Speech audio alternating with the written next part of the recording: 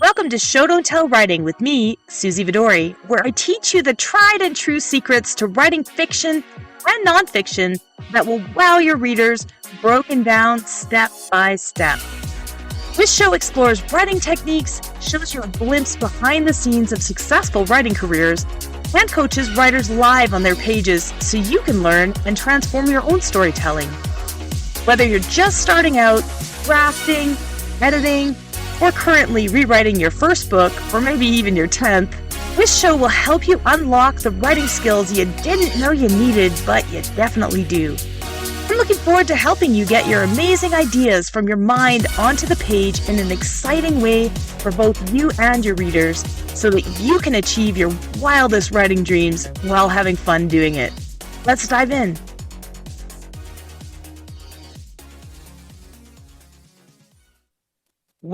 Welcome to the Day of Inspiration, our very first live event for the summit.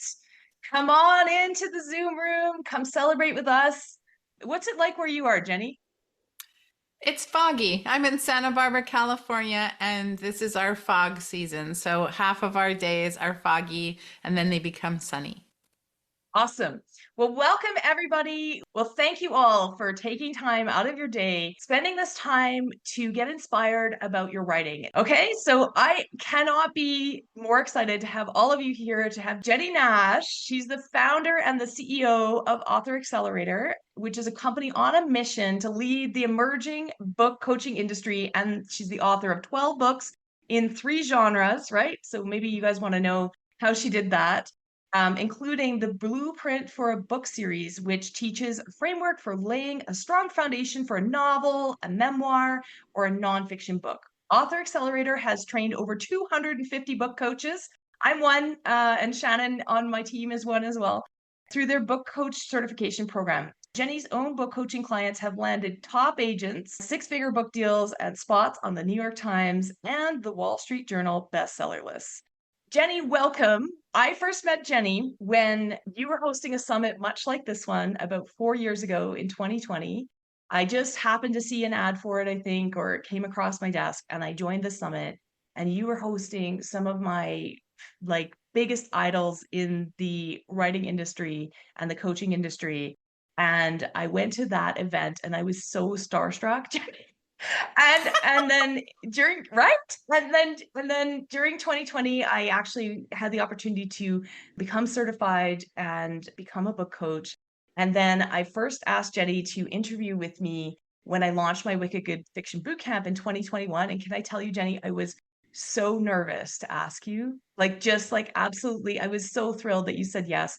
I was so excited to talk with you. I think I maybe blacked out. I don't know. Couple of years later, here we are. I'm still starstruck. You are incredible. You were my absolute first call when I was talking about hosting this event. I knew that I wanted to have you here to celebrate with me this podcast. So thank you for coming.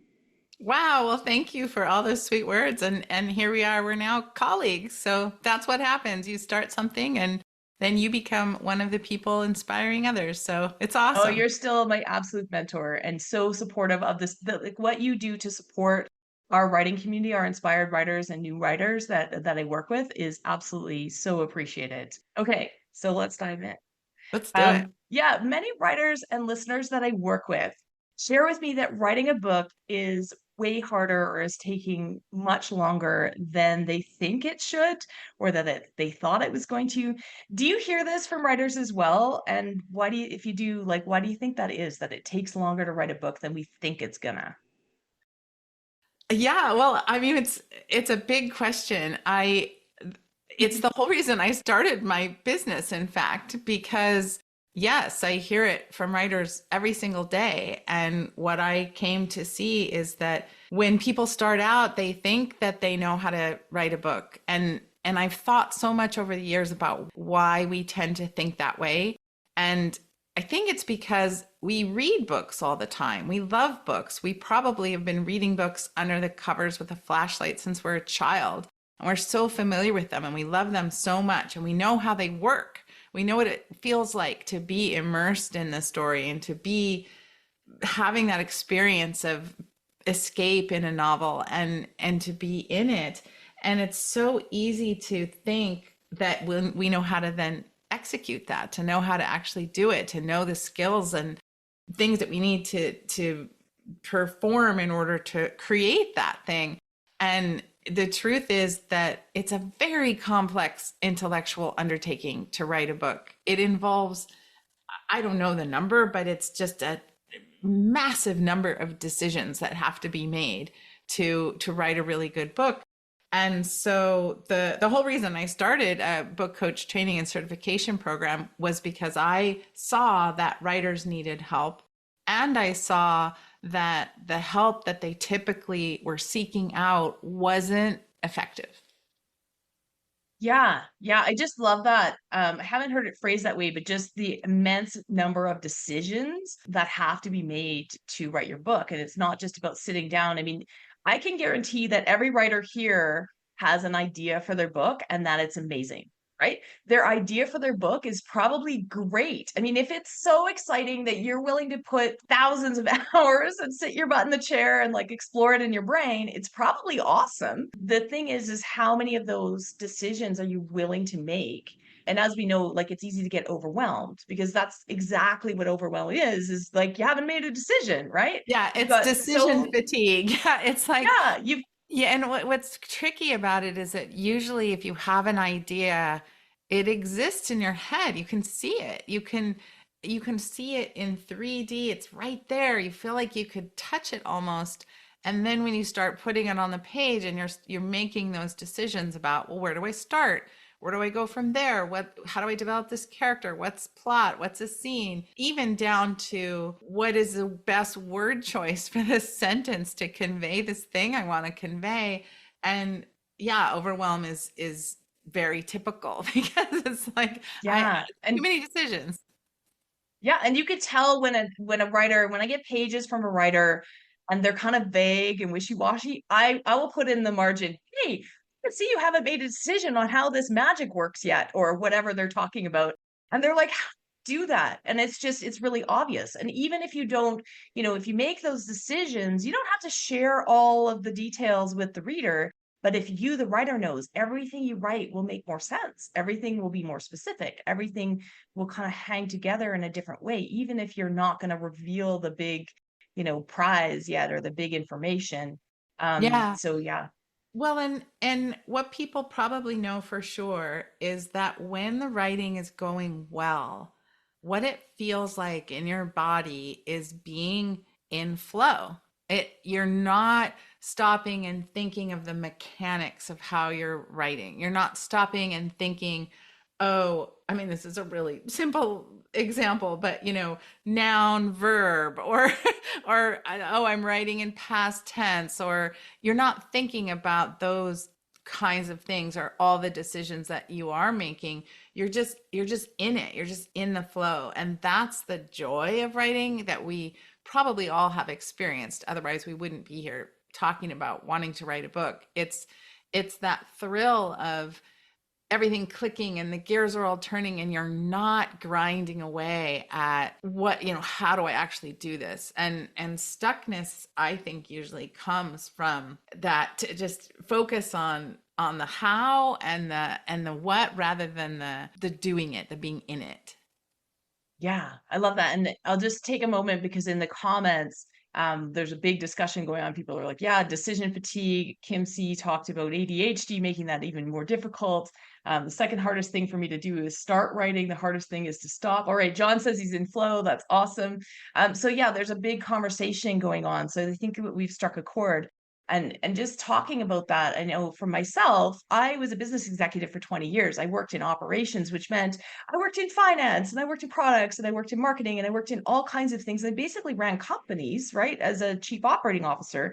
And people say to me, that is so weird that you're a book coach now. Like, what are you doing? Right. And for me, it's not that weird because this is one more thing. And that's why I think, Jenny, your process is so fascinating to me and your philosophy on it, because it's this big nebulous thing with thousands and thousands of decisions And for me, I think in matrices. And so, like, to plug it all in and to figure it all out and to take that time to help people, not to give you a huge dissertation on what goes into a book, but then the next step is to take that and to create steps for writers to be able to implement it. And so it doesn't feel so overwhelming, right? One thing at a time. That's Um, exactly right. And you have to take into account your own, you came from that particular background. I saw a comment in yeah. the chat. Somebody was saying it's harder when you have ADHD. Other people have other situations that the environment or the context in which they're writing, which could be everything from literally five children in your house that need lunch to having some sort of neurodivergent brain, to maybe you grew up in a culture that doesn't believe women should speak up, to maybe you had a father who didn't think you had anything worth saying. Like all of these contexts and backgrounds, and maybe you're a lawyer and you're not supposed to describe the setting, or that's how you've been trained. All these things that we bring to the writing of the book matter, because those are the things that we both are working with in a positive way, and the things that maybe we're working against when we're trying to get this work done. So I think understanding that there are all these decisions that have to be made. It is a really hard thing that you're trying to do. It's much harder to do than it is to experience as a reader. But then also this idea of what are the particular ways or things that are contributing to my feeling overwhelmed or my feeling stuck, because they're going to be different for every person, and what you can leverage is going to be different for every person. Your logical brain is so helpful in the writing of a book, and other people have other things that they bring. Yeah, absolutely. And I think that's what's so amazing. And part of the reason I think I'm going to be a book coach forever, I've done a lot of different things in my life, is that it is so challenging. And what I do is work with each writer and understand what things are they bringing to the table. Like I was going to ask you, and you kind of answered it already, but I have so many writers come to me from a different industry wanting to break into this and wanting to learn. Do you think that that makes it harder for them, or could it maybe be an asset? Oh, I think it's 100% an asset. I'm just looking at the chat flow, and it's so great. I mean, you just see that there's elementary school teachers and someone who works as a payroll manager, someone who works as a gas station cashier, someone in traditional Chinese medicine. I mean, really different backgrounds and experiences. And I think sometimes the self-doubt comes from thinking that everyone else is X, fill in the blank with X. Everyone else trying to write a book has an MFA, was an English major, has English as their first language, like whatever the thing is that you sort of think, well, I'm not that. And then that comes into your brain as, well, I should be that, and that what I am isn't useful or helpful or, any of those things. But all of these experiences, these life experiences, and what we do and what we bring to it matter so much, and they are what make the books that we write and the stories that we tell rich and varied. And I mean, part of what I love about being in the world of books, which is the pleasure that I have my career to be, and you too, is that it allows us to know other people in a way that is impossible in real life. I mean, in real life, I think about real life all the time because but in real life the conversations we have are about health insurance, and who's gonna pick up the thing at 5 o'clock, and is our plane ticket, it's like logistics of life. And maybe if you carve out a little time to sit down with a good friend, you get to have a deep conversation about what you're feeling or what you're thinking or philosophy or what life is like. But when we sit down and read a book, we get to be immersed in that. We're having a Mhm. conversation with that writer, and we're getting a sense of, oh, this is how other people think, this is how they feel, this is how they process, this is how they move through the world. You get to, as close as is humanly possible, step into someone else's way of being in the world. And it's not only pleasurable and enriching, I think it makes the world a better place because we're building empathy. We're getting a sense of what the rest of the people are thinking or feeling. And so if you tap into that, whatever you have that is your experience, that is your background, that is your thing, that's your superpower. And that's what Absolutely.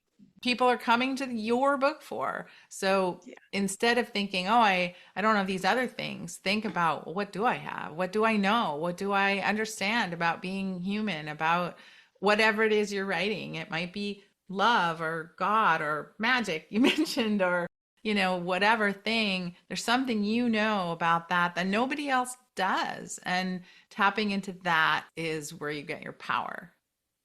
Absolutely. And I think the writers that I see that take off, I was going to say that, I used to think that I could tell whether a writer was successful. And, I hear editors say this, or agents definitely have to like take a look at the writing sample and be like, okay, yes or no, right? And I used to think that I could tell from a writing sample, from a writer's first pages, whether or not they had what it takes or whatever that noise means.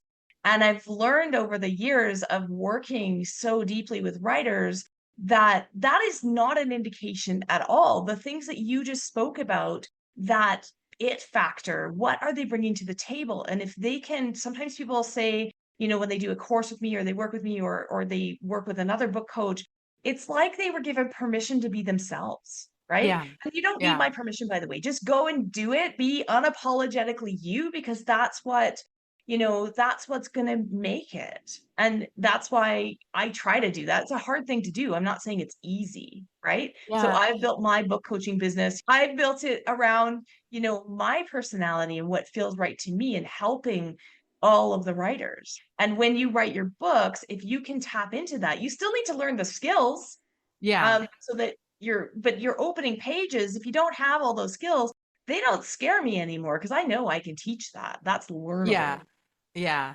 It's the skills are table stakes. You have to know your grammar, you have to know the language of story and narrative design, you have to know all those things, but the what differentiates a good book from a great book, and I describe a great book as one that other people want to read, is that there is something of you that comes out in that story, something of your voice and what you're knowing, your wisdom, your way of looking at the world. And no one can teach you that, and no one can take that away from you.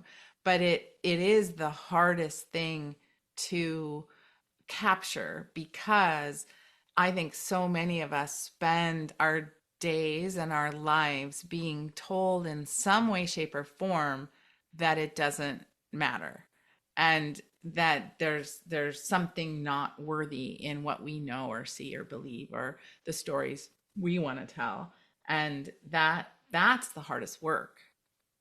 Yeah, absolutely. And I gotta say, today I've got some writers coming on that I can't wait for you to meet, who have, started just like you guys with a dream to write a book and then have gone on to huge success, right? And I've also made sure that I brought writers who are in the middle of that process and going to share with you what that feels like too. Because yes, there is that potential for huge success to become, a millionaire or whatever your dream is. But writing this book and getting your voice out there, it's going to open doors that you haven't even thought of yet. And I don't even know, I feel like a broken record because I say that a lot, but I hear from writers time and time again that their life is completely different. Their life has changed, like life changing. And I try not to say that in my marketing because it sounds so smarmy, but it's true. And I don't know what's going to change for you and for the listeners here. But when they finish that book, they're going to feel differently about themselves. They're going to feel differently about the world. They're going to have started a conversation. So whether or not they sell a million books or they become a public speaker or they become a book coach or some path is going to change for them. But if they can tap into that authenticity and bring themselves to the writing and give themselves permission, also learn the skills so that, it's table stakes so that your reader can actually connect with it. So, I mean, grammar and punctuation and all of those things, really all it is making it easy on your reader, right? Nobody wants to wade through something that doesn't make a lot of sense. So, but you can lean on an editor. You can lean on a book coach, We right? all Like do. like I work with English as a second language writers all the time, and they'll say, "Oh, sorry for that." And I'm like, "That's fine. Like, you know what? You just might have to work with a strong editor, but if you can get your own thoughts and views down, that's what the secret sauce is, really, right?" Yeah. Yeah. So the number one question that I get is, "Can you read my writing and let me know, is it any good?" Lots of So people want lots to of know, yeah, people. people want to know if their writing is any good. I actually spend my days dreaming up ways to help writers determine, is their writing any good for themselves, right? Every course I design, every event that I plan, in addition to my one-on-one coaching and editing, is kind of core to that. And I know that the writers listening, participating today have this question. I could see it. So why do you think that is, Jenny? Why do you think we need that question answered for us and we can't see it for ourselves, or we don't know if it's good? Well, I think you have to stop and ask what do you mean by good? That's the first thing. Different And to people be mean clear, I use that language because it's what writers use, and they see, is my yeah. writing any good? I would never say your writing is good or bad. We just talked about that, right? Yeah, so it is what writers say and it is what writers want to know. And so the what I say that is what is good, that you have to define what that means. So for some people that will mean good is I'm good enough to get an agent. It might mean good is good enough to land a big book deal so that I can leave my day job. Good for other people might be I just don't want to be embarrassed by putting something out in the world. I don't want to be not feel good about it. So good can mean I want to feel pride in what I've written. Good can also mean it matches what's in my head. That's a huge thing for a lot of people is why can't I put on the page this story that's so sparkling and dazzling and awesome in my head? And when I put it on the page, it feels clunky and not awesome. So defining what good means to you and understanding that good is going to change over the course of your engagement with your work.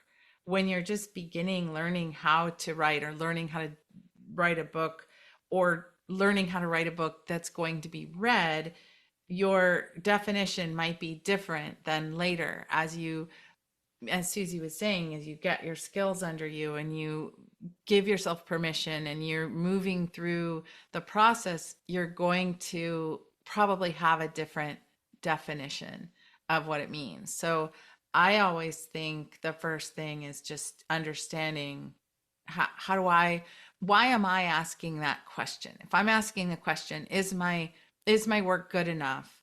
The next question to ask is, what do I mean by that? And I would add to that to be brutally honest with yourself because usually there's some ambition behind your definition. There's something you want. There's something that definition means to you and not to shy away from that because shying away from that desire or that ambition is is always going to not serve you. What serves you is being really honest about what you want and if you can to dig even deeper into why you want it and what do you think it will get you if you were to attain that thing you want. So that very simple question, is my work good enough? You can see by my answer is the doorway to some very deep philosophical questions. Yeah, absolutely. And it's generating a ton of chatter here. I saw some people talking about my writers group are able to do that for me. Awesome, right? Somebody said, I know my writing is good. I just want to know if I can improve it even more. Like so we can also sometimes we do know. And Amber says, I just want my story to be understood and not to make a fool of myself in public. Jeff says, my question is always, did I make a point without insulting my audience's intelligence? And was it entertaining? Right. So good. This is making you guys think about what it means to you. And these were really, really great suggestions. Well, and I I think, want to comment on what Jeff yeah, says right there because yeah, he says, did I make my point without insulting my audience's intelligence and was it entertaining? So that definition of good involves other people. And what's true about writing is that we do it alone. It's an incredibly solitary thing that we do, but it is not finished until someone reads it. It's not, I always talk about the reader closes the loop. It's like an electrical circuit. The reader closes the loop for the writer. And a writer writing in isolation is it's not finished. The thing is not finished until you get that reaction, until you get that end of the loop. And so sometimes for some people, good enough does mean, so I like just that simple question, was it entertaining?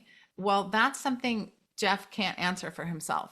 He can't answer how it's going to hit other people. And that's where the perspective of professionals can come in, editors or book coaches or agents or beta readers who are well trained, and they can be well trained by you, but people who can give you a sense of, is it landing? Have I done what I wanted to do? Are you having the experience I wanted you to have? Are you getting what I'm laying down here?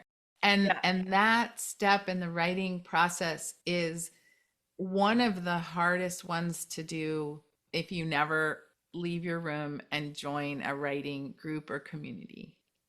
Yeah, absolutely. And I think, you mentioned professionals, absolutely. But there are writing groups and beta readers. You can get your friends and family to read it, and they might be able to tell you if it landed. But what you really need is somebody to tell you or give suggestions on maybe why it didn't land. Like your book sucks isn't really very helpful, is it? Rewrite the whole thing, try again. I got a lot of that when I first started out. I got a lot of sort of, it has promise. Keep going.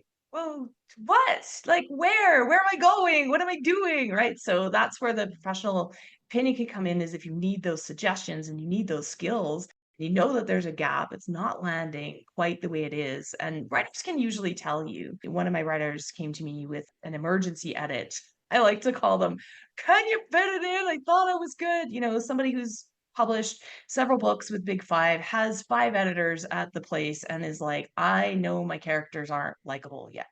And can you read it and tell me? And I'm like, oh yeah, sure. So I fit it in because it's a long-term client, and yeah, they weren't likable. But instead of just saying, yeah, you're right, you got a problem, it's like, here's why it's not working. Here, move this forward so that we can get more invested in your character and it'll work. And she was like, sweet, thank you. Right.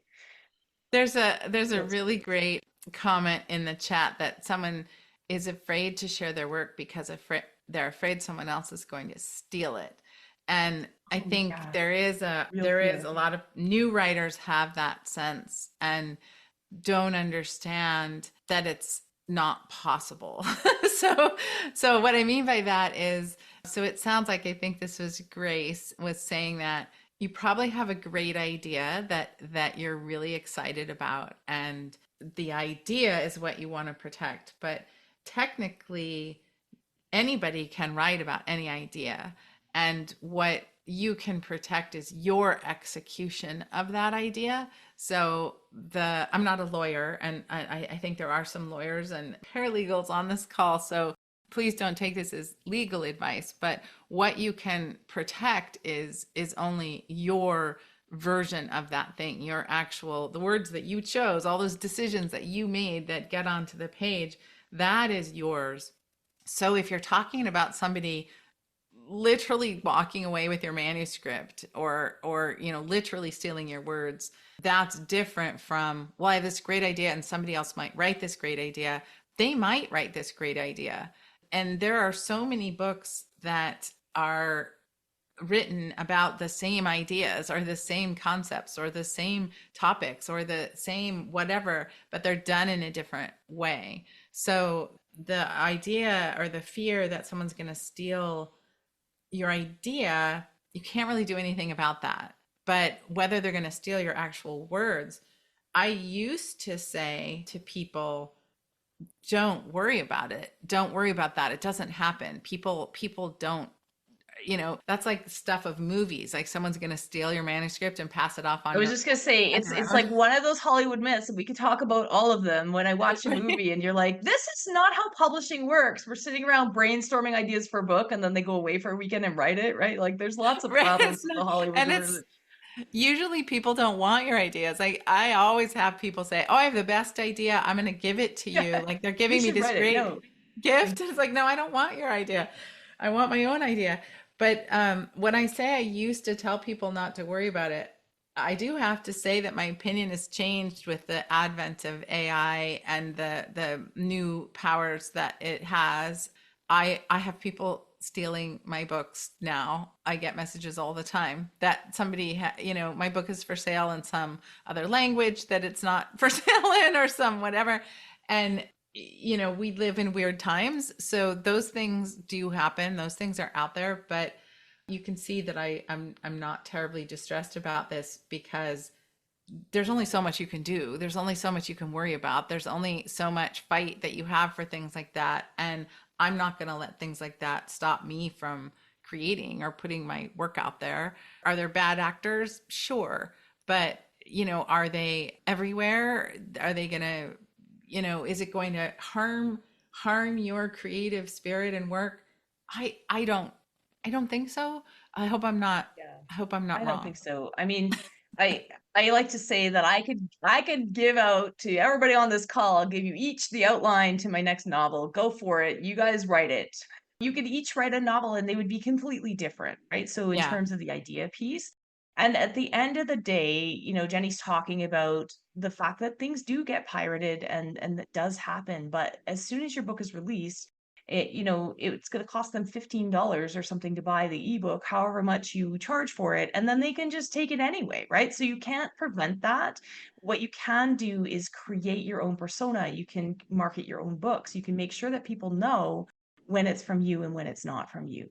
That's sort of part of it. And I often get this question. I'm interested in your opinion, Jenny, because a lot of writers that ask those questions or hide behind it will want to, this is another Hollywood myth that you can hide behind, let's say, a pseudonym or a pen name, and then put your book out there, and somebody else will market it, and you never have to show up, right? And it's very rare. It does happen, but it's very rare. And I like to talk about the fact that you have to come to the table with yourself, and that doing that can actually prevent others from stealing your work.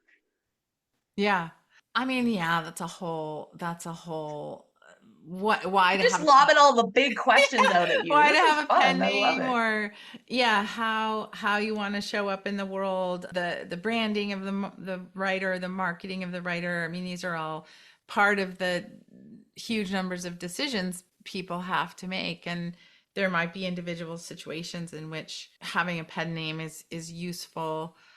But and I do see the comments in the chat that there were scandals with agents who literally were asking for the same idea, and these things happen for sure, but The industry didn't put up with that. It was shut down yeah, so fast, and that agent lost her job, right? And so yeah, without naming them. yeah, So I'm just saying, like, that is not, it's one bad apple, and it's not the way that the industry rolls. Nobody said, oh, yeah, that's fine, yeah. right? Nobody said I that. have had the experience. I've been a coach for so long now, I think 15 years, and I've had the experience that I expect it now. And the experience is that when I have a writer whose book is being published, odds are excellent that within 3 months, either before or after their pub date, somebody else is going to come out with a book that sounds exactly like theirs. And there's Yeah. absolutely no And they're way. gonna call you in a panic and say, "What do I Yes. do, Jenny? Should I change the whole book?" I get that call, and I'm Yeah. like, "You're fine, right?" And Kim actually posted about that. Kim C.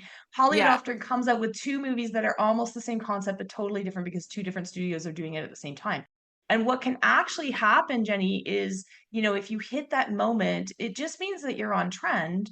And here's the thing, we are not in competition with other writers, actually. Right. We are allies. Because if somebody reads my awesome book about, I don't know, action thrillers about Spider-Man and they love it, and then they're going to guess what they're going to do. They're not going to never read another book like that. They're actually going to go and look for another book like that. So they've just created a reader for you and you've just created a reader for them, right? Yeah, So, I love that.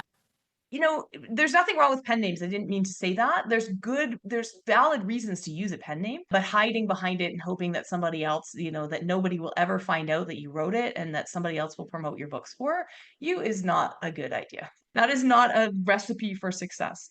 Okay, so what's your best advice, Jenny, for writers coming in from somewhere else to get up to speed in the writing world? Because it is this solitary exercise, right? To write a book. What's your best advice? Where should they go Oh gosh. besides here?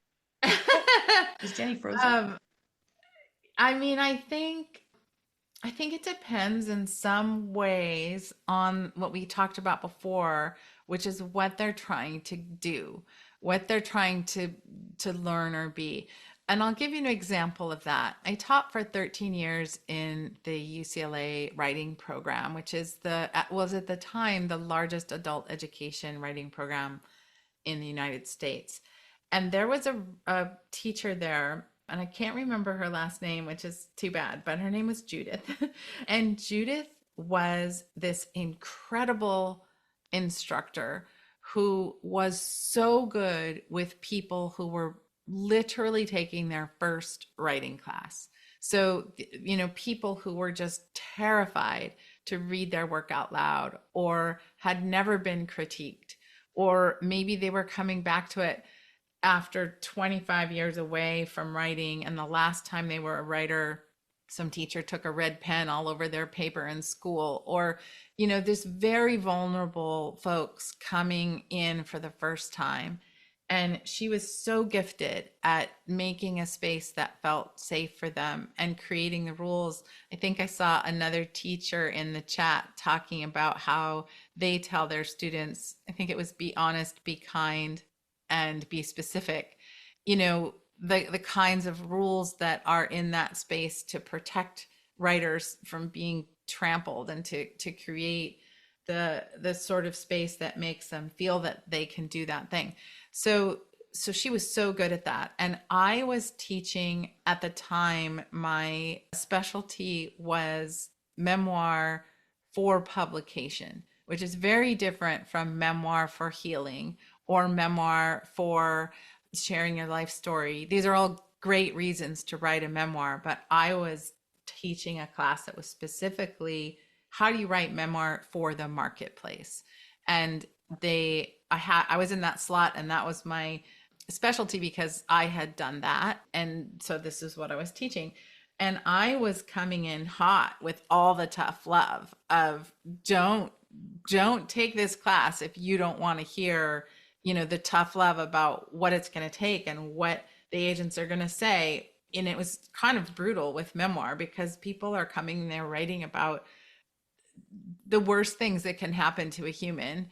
And, here I am saying, well, that's great, but this is what the agents are going to say, so just really different approaches. And so knowing why you're seeking help and what kind of help you're seeking and what kind of thing that you need to learn is so important, because if you step into that Judith's class and you're looking for what I'm offering, you're not going to have a good experience. And if you step into my class and you want what she's offering, you're not going to have a good experience. So it's being really clear about, well, I need to learn these skills, or I know I need to learn how to do X, or I want to be around people who are striving to do Y, or, I like if you're listening to this podcast and you've come to Suzy's space, I like her vibe. I like her no nonsense approach. I like how kind she is. I like her Canadian accent, like whatever it is.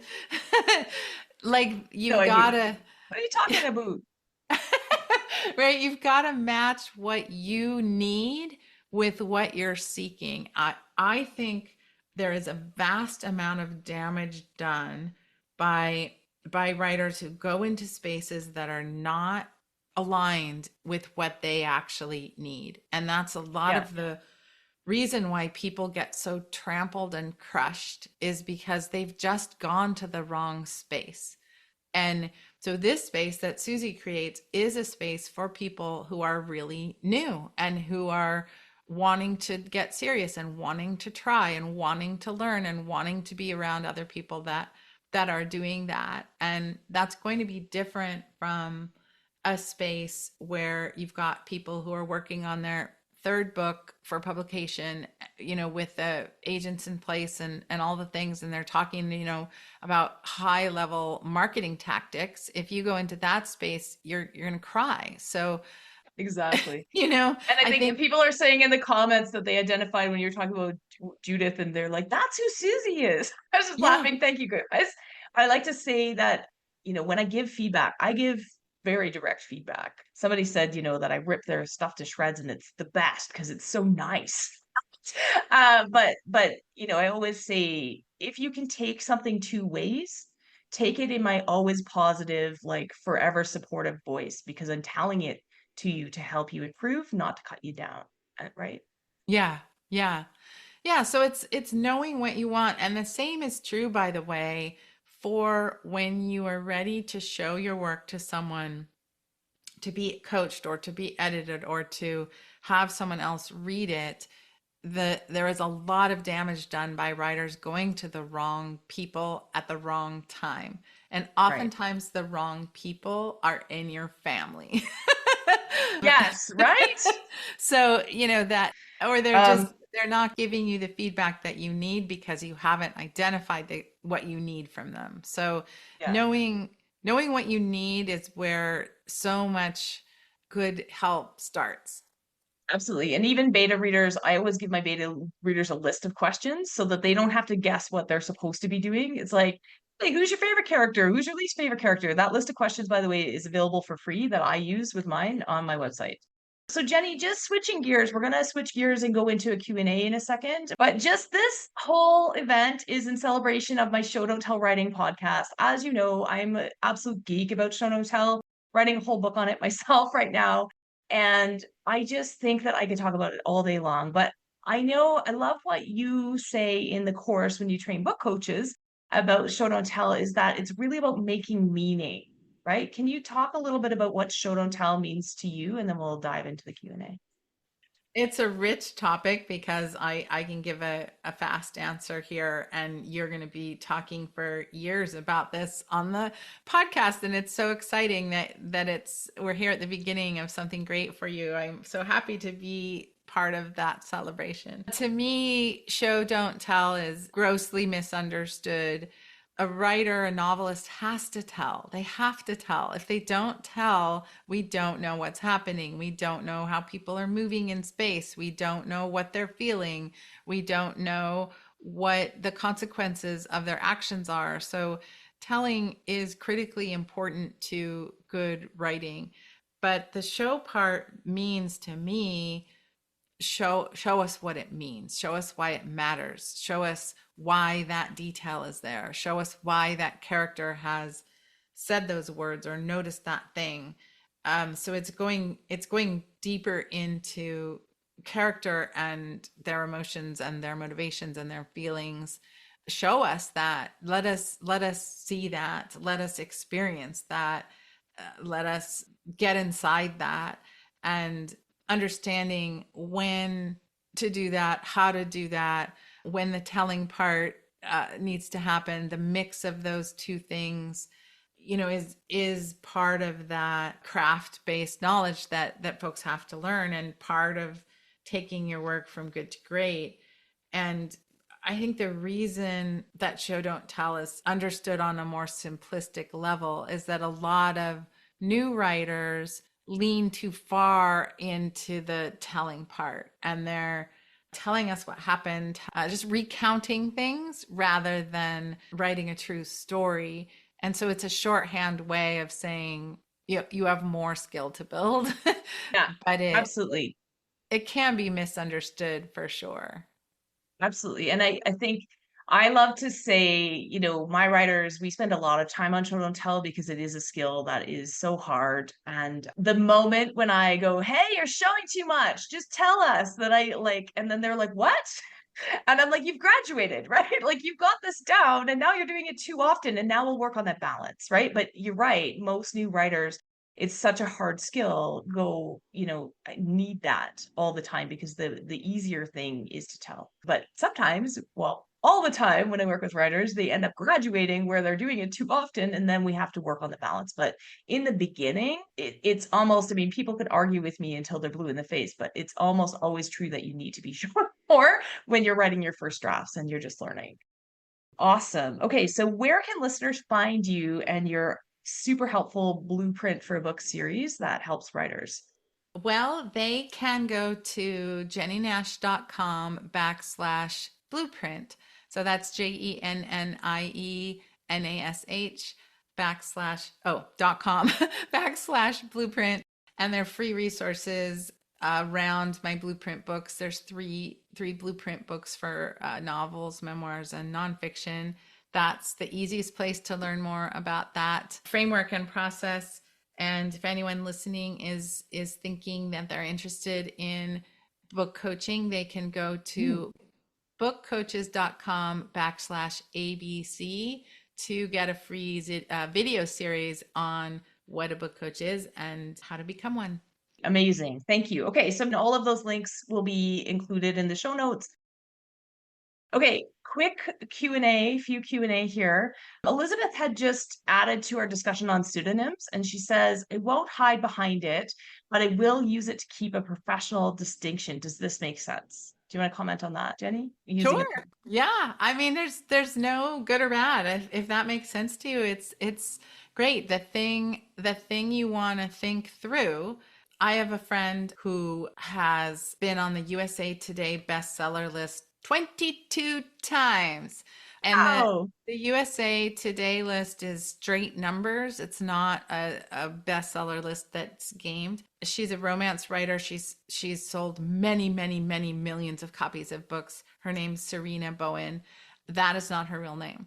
And what's interesting watching her in the world is what happens when she shows up to a conference and there's literally hundreds of people in line to have her sign their book, and there she is as a human. Like she's a human, with using one name, not using another name, being in the world with that. How are you going to manage that? Pictures of you, being your own self. You can certainly do it. She does it. She pulls it off beautifully. She's very intentional about when she and with whom she uses her real name. But you want to think through all the way to how your book is going to be in the world and how you're going to be in the world with that book. And imagine, for example, that you're invited on the Today Show to talk about your novel and it's a pen name. And, how are you going to manage that? Sometimes people have a pen name that everybody else knows it yeah. is the person's pen name, right? So It's it's, like so and so writing as blah, blah, yeah, blah, right? Yeah. exactly. So, just think about why you're doing it, how you're doing it, that think it through all the way out to the end. There's ways to make any of it work. So there's no right or wrong choice around that. Awesome. Grace actually wanted to ask you, Jenny, because you were talking a little bit about your book being stolen. She wants to know how you deal with people trying to scam you. What do you Oh, do?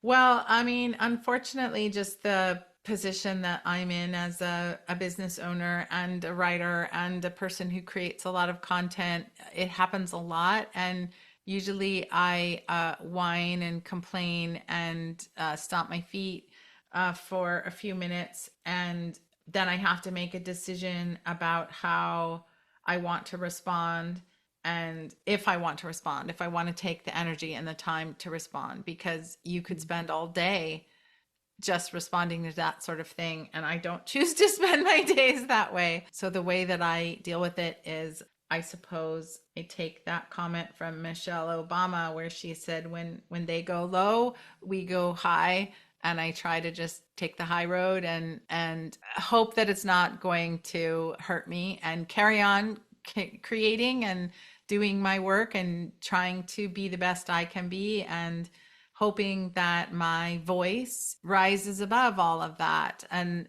I like to tell myself, I like to believe that it's true, that people can't get very far with words or stories or ideas that are not their own. I think they can get somewhere, but I don't think they can get far, because I think what we all really crave is authenticity and humanness in our writing and in the things we consume. That's what I also tell myself, by the way, about the rise of AI. I think what we all want from any of this is that heart and soul connection, that human connection. So I tell myself, if I can just be as human as possible, I'm going to be okay. I may be telling myself, spinning myself some fairy tale, but I guess that's how I choose to No, go I think through that's the absolutely day. right. And I think about that too, if somebody wanted to buy my course and then copy it and record it themselves, they couldn't, right? They Yeah. couldn't teach the way that I teach, and they couldn't do what I do, and they couldn't write the way that I write. So thank you so much for coming on today, celebrating with us. Congratulations, Suzy. It's very Thank exciting, you. and I wish the podcast all the best. Thank you. See you soon. Bye, everyone.